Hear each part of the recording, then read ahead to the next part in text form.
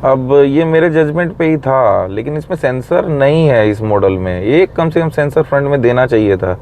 अब अगर मैं अगर ध्यान ना दूं तो ये बीप साउंड मुझे मिलेगा ही नहीं और मैं टक्कर मार सकता हूँ सामने। दुनिया में कोई ऐसी चीज़ नहीं बनी जिसमें कोई कमी ना हो। ये जो मेरी गाड़ी है स्कॉर्पियो एन Z4 मॉडल है, डीजल मैनुअल। इसको तकरीबन मैं 2000 किलोमीटर चला चुका हूँ।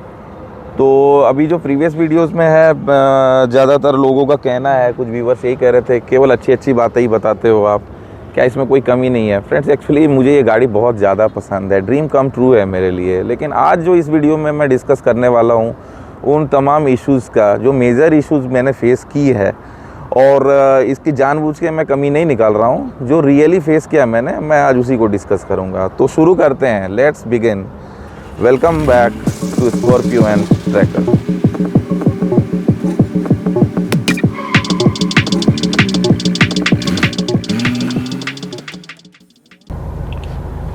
नंबर वन जो इशू लगा मुझे वो इसका क्लच।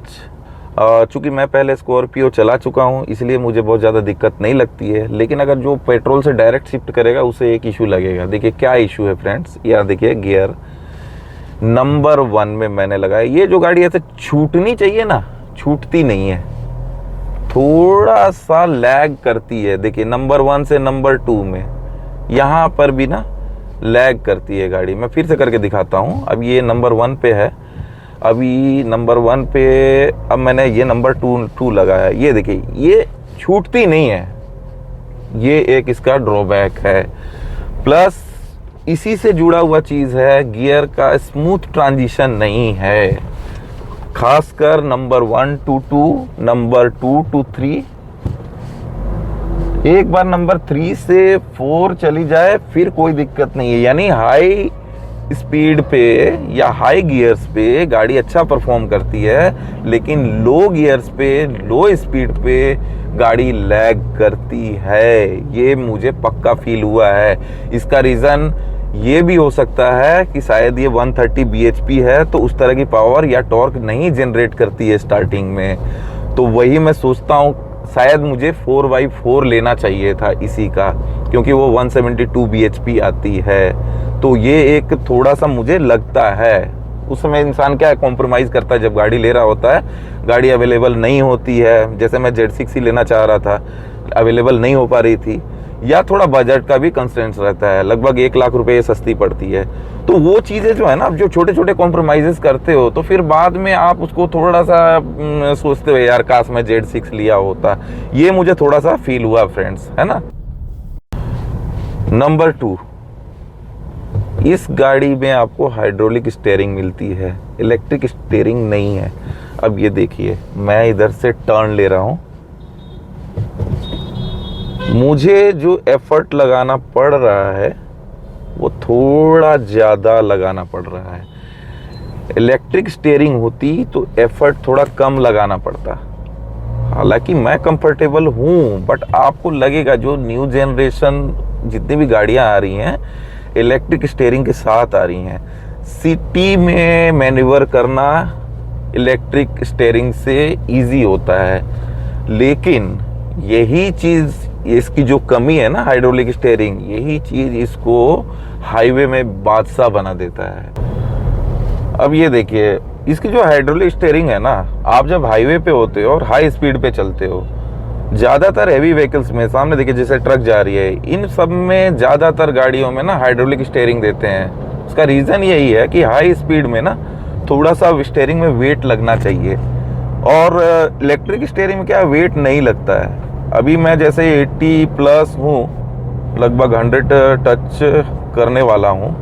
अब इसमें जो ये स्टेबिलिटी मुझे देती है ना, ये जो स्टेबिलिटी है स्टीयरिंग व्हील की, मैं चाहूँगा यहाँ पे स्टीयरिंग व्हील की ये जो देखिए ये फर्मनेस आपको हाइड्रोलिक स्टीयरिंग में मिलेगी बॉस, इलेक्ट्रिक स्टीयरिंग में नहीं मिलेगी। आप इलेक्ट्रिक स्टीयरिंग में अगर थोड़ा सा भी अगर आप ओवरटेक करते हो ना, और ओवरटेक करने के लिए अगर कट करते हो, थोड़ी सी भी इधर उधर जैसे ऐसे टर्न लेते हो, भाई साहब आपकी हालत ख़राब हो जाता है। तो ये चीज़ अब मुझे ठीक ठाक लगती है। हाई स्पीड में हाइड्रोलिक स्टीयरिंग ठीक ठाक है। Number 3, mileage.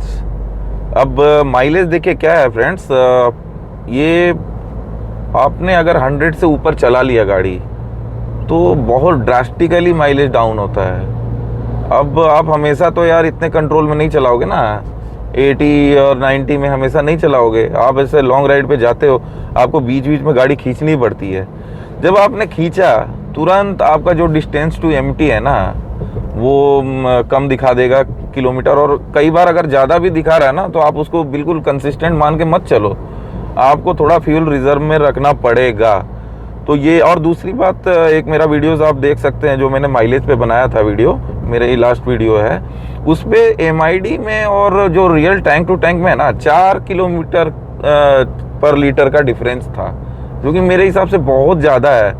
इतना ज़्यादा डिफरेंस नहीं होना चाहिए MID और रियल टैंक टू टैंक में, तो वो मुझे एक थोड़ी सी कमी लगी। तो आपको जैसे अगर माइलेज निकालना है गाड़ी तो आपको 70, 80, 90 ऐसे चलानी पड़ेगी गाड़ी। लेकिन आपने जैसे 100 से ऊपर खींचा भाई साहब, इसकी माइलेज जो है ना 130 bhp होने के बावजूद ये आपको 12-13 पे ला के पटक देगी।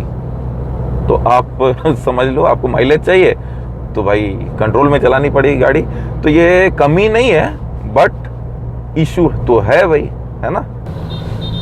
नंबर 4 आपको क्या नहीं मिला, देखिए ये नहीं मिला है ना।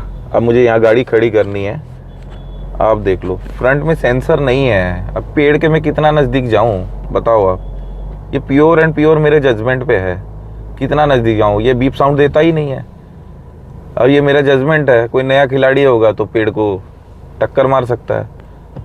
तो आपको यार फ्रंट सेंसर तो होना ही चाहिए था, कम से कम कैमरा नहीं दिया, सेंसर होना चाहिए था। अब देखिए गाड़ी कितनी पास आई है ना। अब ये मेरे जजमेंट पे ही था, लेकिन इसमें सेंसर नहीं है इस मॉडल में। एक कम से कम सेंसर फ्रंट में देना चाहिए था। अब अगर मैं अगर ध्यान ना दूं तो ये बीप साउंड मुझे मिलेगा ही नहीं और मैं टक्कर मार सकता हूँ सामने। और जैसे क्लोज पार्किंग में जब भी आप जाते हो ना सिटी वगैरह में, तो इस चीज़ की बहुत ज़्यादा ज़रूरत है आपको। सेम इश्यूज़ देखिए, रिवर्स कैमरा नहीं है ना। अब मुझे ये ट्रेडिशनली ड्राइव करना पड़ता है। ये मैं देखिए मिरर के थ्रू और अपने जजमेंट के थ्रू, यानी पूरी की पूरी मैं ड्राइविंग स्किल पे चला रहा हूँ, है ना। जो मॉडर्न डे ड्राइविंग है यार बिना कैमरे के, तो यहाँ पे चलो ठीक है इस मॉडल में नहीं आता है, ये मुझे पता था, वेल अंडरस्टूड था। लेकिन आप रिग्रेट तो कर सकते हो ना कि भाई हो सकता था ऊपर का मॉडल लेते आप तो उसमें आपको कैमरा मिल जाता। तो ये कुछ एक चीज़ें हैं जो आप रिग्रेट करोगे। तो अब आपको ये डिसीजन लेना पड़ेगा कि यार Z4 में आपको क्या क्या नहीं मिल रहा है। तो भाई साहब रिवर्स कैमरा होना चाहिए, पीछे पार्किंग सेंसर है वो ठीक ठाक है, फ्रंट में नहीं है ना।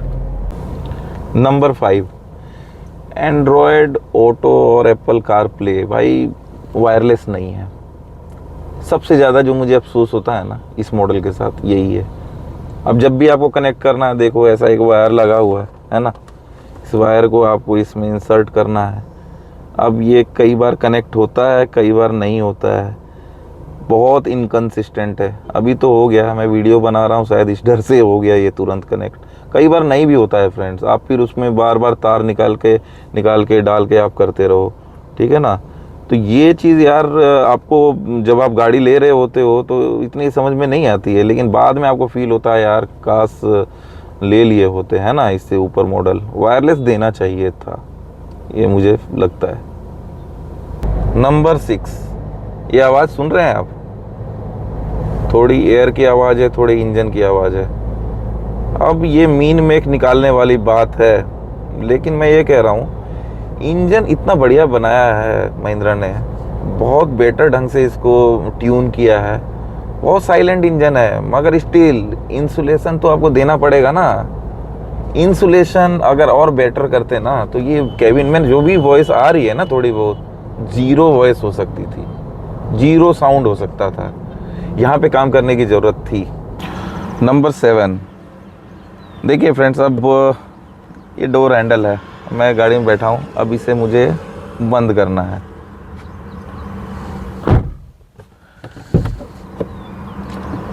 अब ये मेरे लिए तो इजी है ना, लेकिन जो पीछे बैठेंगे लोग, कई बार लेडीज़ बैठती हैं घर की, ये जो चीज़ है ना जो यहाँ पे लगा दिया है, इसकी वजह से ना ये प्रॉपरली नहीं बनता है प्रेशर। है ना, ताकत पूरी आती नहीं है। ये मेरे से तो हो जाता है, बट लेडीज़ को दिक्कत होता है। अगर ये हैंडल कुछ थोड़ा और इधर होता ना, कम पावर लगता। और जो मुझे चीज़ लगती है वो आप देखिए, ये यहाँ पे ना वाटर बॉटल रखने का जगह है। अब आप कैसे रखोगे बताओ यार, या तो इस सेप का ही खरीदो कुछ, है ना। स्पेस कितना कम है यहाँ पे, बॉटल रखने का जगह नहीं है। और आप अगर सोचोगे ना कि चलो यहाँ नहीं, मैं अंदर यहाँ पे रख लेता हूँ, अब देखो ये यहाँ पे अगर है तो पता है, अगर इतना बड़ा बॉटल हो तो ये इसको अड़ेगा। अगर आपने इसको यूज़ किया, यहाँ पे किया, तो आपको गियर लीवर लगाने में प्रॉब्लम होगी। तो ये थोड़ा वाटर बॉटल रखने की दिक्कत है। ये स्पेसिंग थोड़ा और अच्छे ढंग से मैनेज करना चाहिए था, जो कि नहीं किया गया है। और इसके अलावा ये सब देख रहे हो आप, ये प्लास्टिक देखो आप, है ना। हालांकि देखिए मुझे बहुत ज़्यादा फ़र्क नहीं पड़ता है, लेकिन कुछ लोगों को नहीं, ये थोड़ी चीप क्वालिटी लगेगी, थोड़ा सा ज़्यादा ही हार्ड है ना, ये सब सारी चीज़ें। और ये तो यार ऐसा लगता है कि मतलब कहीं से ला के लगा दिया गया है। फिट एंड फिनिश में भी प्रॉब्लम है।